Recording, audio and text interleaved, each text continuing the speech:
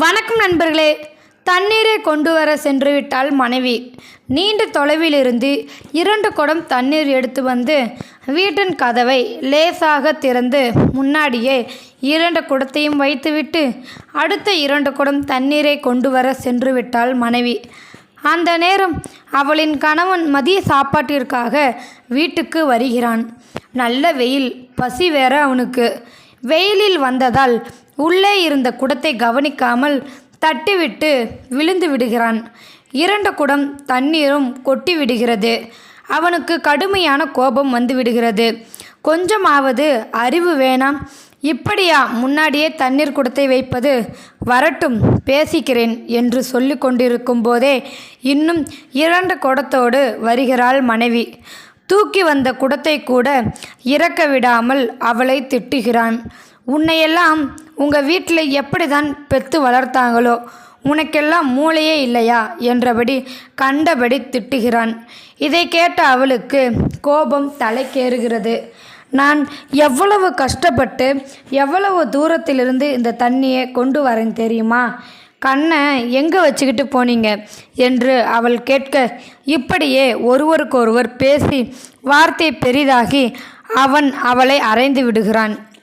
உடனே அவள் இனி ஒரு நிமிஷம் கூட உன் கூட வாழ மாட்டேன் என்று சொல்லிவிட்டு அவளின் அம்மா வீட்டுக்கு சென்று விடுகிறாள். இது கணவன் மனைவிக்குள் ஒரு சின்ன பிரச்சனை எவ்வளவு பெரிய முடிவை எடுக்க வைத்துவிட்டது என்பதை கூறும் கதை. இக்கதையின் முடிவு இப்படி இருந்தால் எப்படி இருக்கும்? வாருங்கள் பார்ப்போம். அவன் குடம் தடுக்கி விழுந்து தண்ணீரை கொட்டி விட்டான்.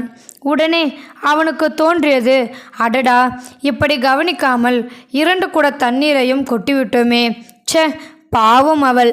தண்ணீர் எவ்வளவு தூரத்திலிருந்து கொண்டு வருகிறாள்.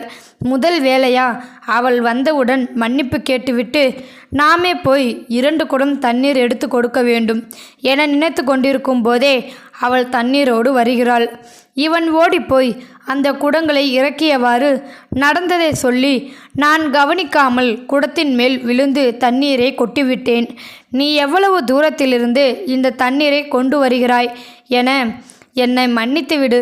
கொடு, நான் போய் தண்ணீர் கொண்டு வருகிறேன் என்கிறான். உடனே அவள் பதறுகிறாள். ஐயோ, விழுந்துட்டீங்களா? உங்களுக்கு ஒன்றும் ஆகலையே. தண்ணீர் போனால் போகட்டுங்க. நீங்கள் என்ன வேணும்னா கொட்டினீங்க? தெரியாமல் தானே. அங்கே தண்ணியை வச்சது ஏன் தப்பு. நான் போய் எடுத்துக்கொள்கிறேன். நீங்கள் வாங்க சாப்பிட.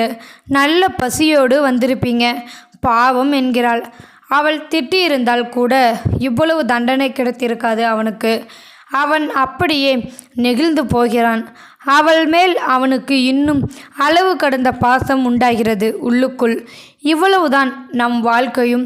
கணவனோ மனைவியோ தெரிந்தும் யாரும் தப்பு செய்வதில்லை.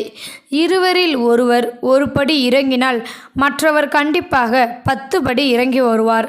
நம்மை பார்த்துதான் நம் பிள்ளைகளும் வளர வேண்டும். புரிதலும் விட்டு கொடுத்தலுமே வாழ்க்கை.